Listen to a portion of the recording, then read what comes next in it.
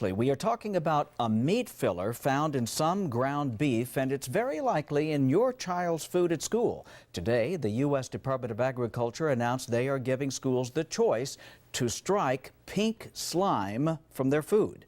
Not in your sides, Jessica Chapin live in the newsroom. First of all, Jessica, what's in this stuff? Well, it's about as appetizing as it sounds. It's made of low-grade trimmings that have been heated and separated from fat using a centrifuge, then sprayed with ammonia to kill germs. The news that it's in an estimated 70% of ground beef in the grocery stores has parents questioning what their kids are being fed at school.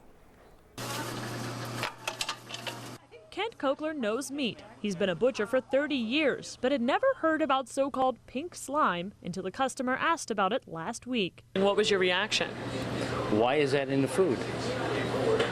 You get stuff that should be thrown away, that they're washing with ammonia and then adding it to ground beef to sell? No. It's the same concern thousands are expressing as news of this meat filler fills the airwaves and internet. Some accounts equating it with some sort of byproduct boogeyman.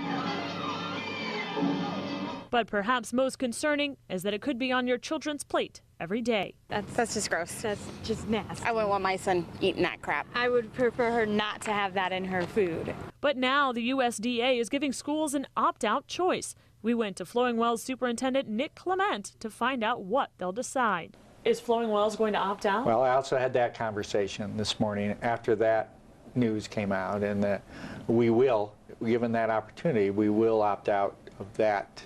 But the choice isn't yet final. Most of the districts we spoke to say they're still investigating, waiting on calls back from their suppliers to find out about alternatives before they take pink slime off the menu. We want assurances from the USDA and any other supplier that the food we're getting for our kids is safe.